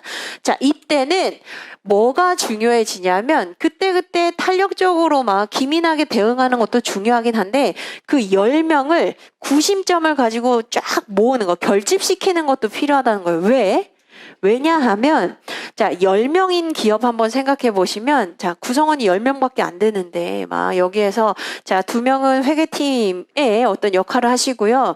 자, 2명은 생산하시고요. 2명은 인사팀 하시고 이렇게 할 수 없어요. 그냥 내일 가릴 거 없이 그냥 뭐가 요청이 되면 그거 내가 그냥 할게요. 내가 할게요. 즉 가족처럼 그때 도와야 된다는 겁니다. 그래서 공동체로서 특히 직무를 완전히 명확하게 구분 짓는 게 아니라 그때 그냥 뭔가 일이 생겼을 때 에피소드나 사건이 생겼을 때 서로가 그냥 처리를 하려고 하는 가족 같은 공동체로 결집을 시켜야 된다는 겁니다. 우선 살아남은 데서 또 뭐가 있죠? 성장해야 돼요. 더 커져야 된단 말입니다.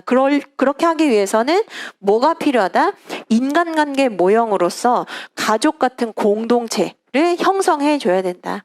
내일 따지지 말고 그냥 우리는 모두가 총무이자 생산을 하는 사람이자 우리 바로 다 주인이다. 이렇게 생각할 수 있도록 내부 결집을 시켜야 된다. 자, 그런데 여기에서 이제 더 성장하게 돼요. 그러면 이제 대규모 기업이 되죠. 대규모 기업. 물론 법적으로는 300인 이상, 상시 근로자 수 300인 이상을 우리가 대규모 기업이라고 하는데 경영학에서는 꼭 법이 적용이 되지는 않습니다. 그래도 300인 이상이라고 한번 생각을 해보세요. 300인 이상. 굉장히 큰 조직이죠. 큰 조직은 이제 어떻게 되죠? 어떠한 역할을 해야 되는지, 직무를 해야 되는지, 어떠한 위치에 있는지 이런 것들이 다 정해져 있어요. 정해져 있다 보니까 여기 이제 보세요. 내부 결집을 시키면서도 좀 더 어떻게 지시, 명령, 통제를 효율적으로 할 수 있는 게 중요해지는 시기라는 겁니다. 그래서 대표적으로 군 조직, 공무원 조직, 관료제 조직을 생각을 해보시면 이때 중요한 게 뭐다? 내부 결집을 효율적으로, 즉 내부 구성원들을 효율적으로 지시, 감독하기 위한 부분에 초점을 맞출 수밖에 없는 것이다. 그게 바로 내부 프로세스 모형입니다. 그래서 거의 이제 300인 이상의 대규모 기업을 생각을 해보시면 된다. 자, 그런데 대규모 기업이 이제 더 커질 수 있어요. 그래서 아까 제가 뭐라고 예시를 들었냐면 이제 국제화 되는 겁니다. 그래서 우리나라만으로는 너무 시장이 좁고 완전히 이제 우리가 외국으로 뻗쳐나가야 된다라고 하는 경우에는 해외 지사 관리도 해야 되겠죠. 그러니까 굉장히 규모가 더 방대해지는 거예요. 더 커진다. 완전히 국제화, 세계화로 뻗어가게 된다.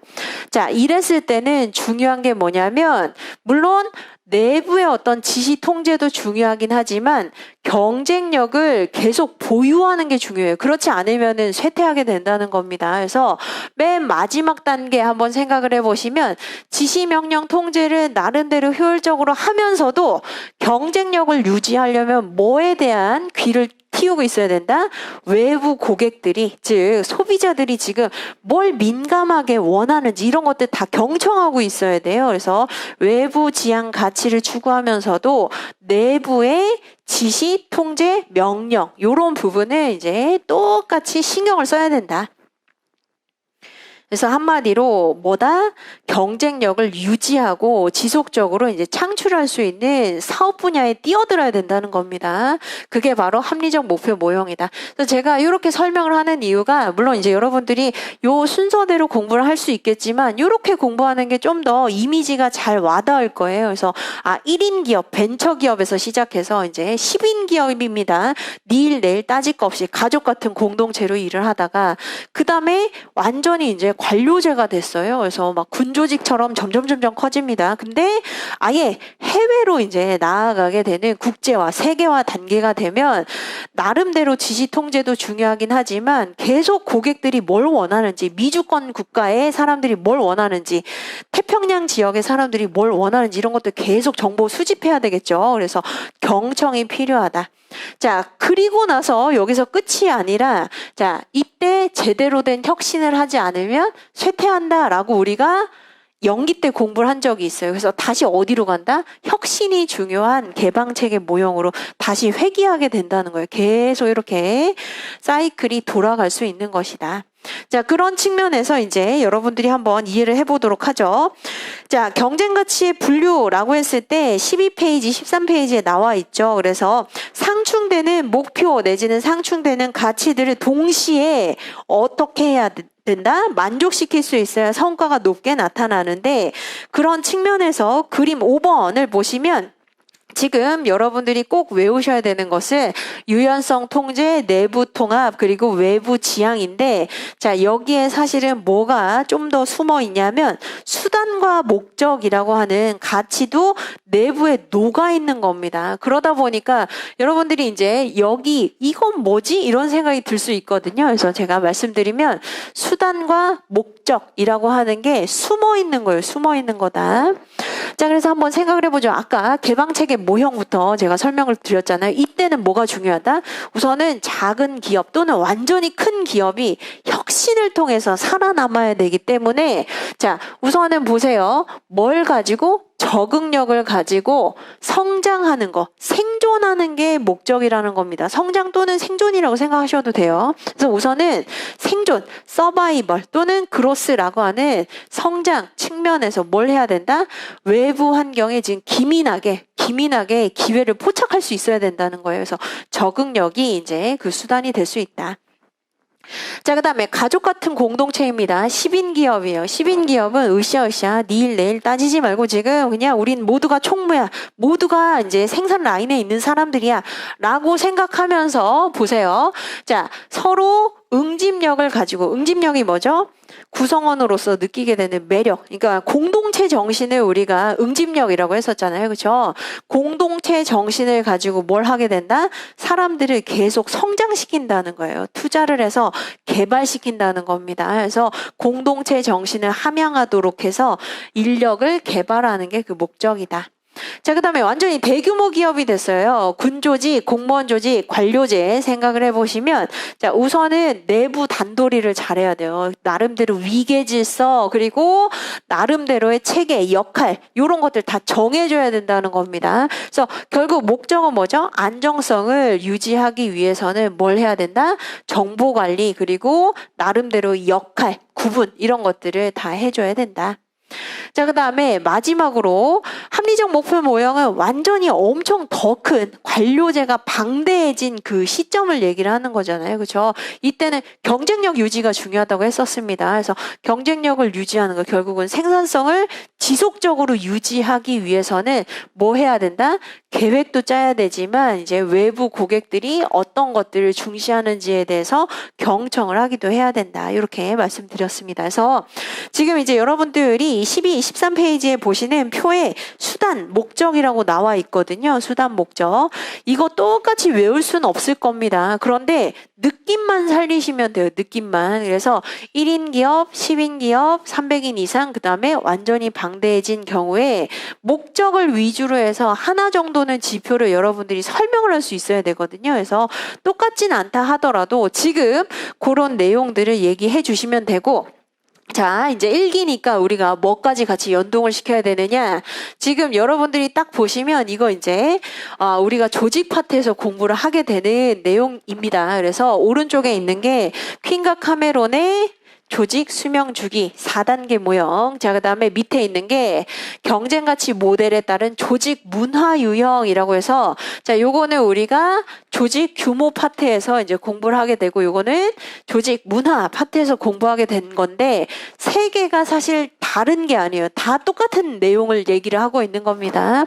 자, 그래서 지금 요거 한번 따져보도록 하죠. 퀸과 카메론에 따르면 1983년에 모든 조직은 요런 네 가지 단계별로 성장하게 된다라고 해서 단편적인 성장 경로를 보여줬었죠. 그래서 첫 번째가 창업, 두 번째가 집단 공동체, 세 번째가 공식화, 네 번째가 구조의 정교화 단계인데, 자, 이거 어떻게 매칭할 수 있는지를 제가 책에 다 써놨습니다. 그래서 한번 보세요. 14페이지 한번 보시면, 자, 우선은 개방체계 모형부터 보는 게 필요하겠죠. 개방체계 모형이 아까 언제?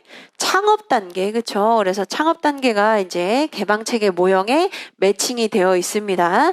자, 그 다음에, 자, 으쌰으쌰. 우리가 남이냐. 서로 이제 닐, 내일 따지지 말고. 그게 바로 가족 같은 공동체. 그게 바로 인간관계 모형이죠. 자, 그 다음에 내부 프로세스 모형은 아까 이제 방대해진 거예요. 완전히 이제 방대한 관료제까지는 아니지만 더 커진 겁니다. 그래서 군조직, 공무원 조직, 어디에 해당이 된다? 내부 프로세스 모형은 공식화 단계로서 여기에 이제 매칭이 된다. 자, 그 다음에 합리적 목표 모형 같은 경우에는 마찬가지 공식화 단계일 수도 있고 사실 정교화 단계일 수도 있어요. 그래서 이 어드매쯤에 걸쳐 있습니다. 그래서 내부 프로세스 모형 같은 경우에는 반드시 공식화 단계에만 맞다 또는 정교화 단계에만 맞다라고 할 수는 없고, 사실 이거 지금 3단계, 4단계 모두 어느 정도 커져 있는 단계잖아요. 그렇죠? 이 어드메인가에 이제 매칭이 될 수 있다는 겁니다. 그런데 굳이 단순하게 표현을 한다면 공식화 단계로도 이제 쓸 수가 있는 것이다. 그래서 합리적 목표 모형 역시 이제 규모가 어느 정도 커져 있는 이 어드메인가에 이제 위치해 있다. 한마디로 공식화 단계와 정교화 단계 사이에 존재하고 있다는 것이죠.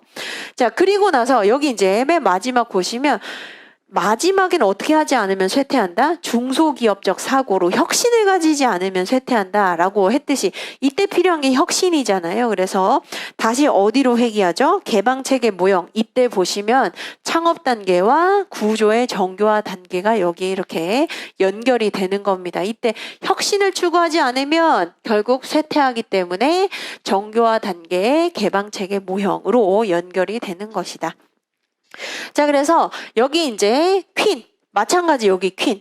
그 퀸이 똑같은 퀸이에요. 그래서 퀸과 로우바우가 연구를 하기도 했고 퀸과 킴벌리가 연구를 하기도 했고 이것은 퀸과 카메론이 연구를 한 것이죠. 그렇죠? 그래서 결국은 요 조직 수명 주기에 따라서 중요하게 생각되는 가치들이 상황에 따라 달라진다는 거죠. 한마디로 비중이 달라지는 것이다. 그래서 창업 초기에는 개방책의 모형이 가장 중요한 것이고 그렇다 하더라도 나머지가 중요하지 않다는 건 아니에요.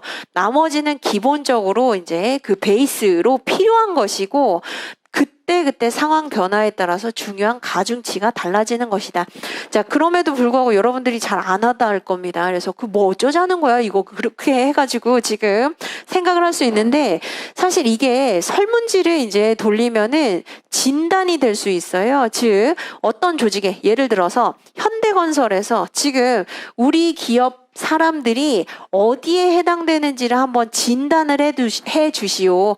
우리는 만일 예를 들어서 우리가 지금 내부 프로세스 모형으로 지금 굉장히 큰 대규모 기업인데 구성원들이 어떻게 인식하고 생각하고 있는지를 한번 설문지로 돌려보고 싶다라고 했는데 여기에 주로 위치해 있다면 조직 문화도 맞고 지금 구조도 맞다는 거예요. 그런데 자, 현재 지금 대규모 기업인데 만일 구성원들 인식이 대규모 기업의 위치에 있는 게 아니라 개방체계나 인간관계 모형에 너무 많이 치중하고 있다면 지금 문화와 구조가 맞지 않다는 거예요. 그럼 어떻게 해야 되죠?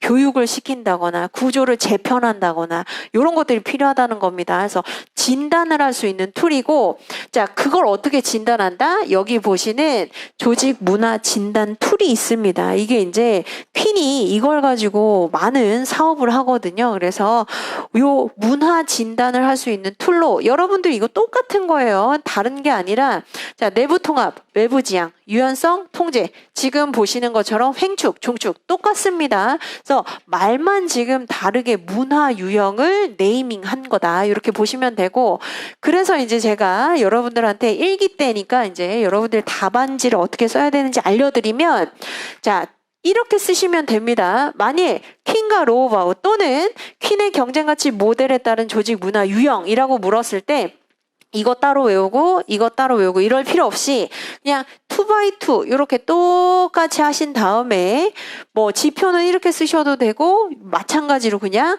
횡축 종축 그 가장자리에 쓰셔도 됩니다. 그 다음에 자, 인간관계 모형이라고 쓰고 밑에 영문의 클랜 이런 식으로 그냥 합쳐서 공부하세요. 이거 따로따로 공부하지 마시고 그래서 인간관계 모형, 여기 관계지향 문화가 아니라 그러니까 인간관계 모형 밑에 클랜 자, 그 다음에 개방체계 모형 그 다음에 밑에 영문으로 에드호 자, 그 다음에 내부 프로세스 모형 밑에 하이라키 자, 그 다음에 합리적 목표 모형 그리고 밑에 영문으로 마켓 요렇게 쓰시면 된다는 겁니다. 아시겠죠? 그래서 요렇게 그냥 하나로 엮어가지고 공부하시는 게 훨씬 더 수월하게 공부할 수 있는 방법이다. 자, 그런 측면에서 우리가 책을 통해서 좀 정리를 해보도록 하겠습니다. 그래서 13페이지 한번 보시면 자, 유연성 통제 그리고 구성원과 조직이라고 하는 것은 내부 통합이냐 아니면 외부 지향이냐 이걸 얘기를 하는 것이죠.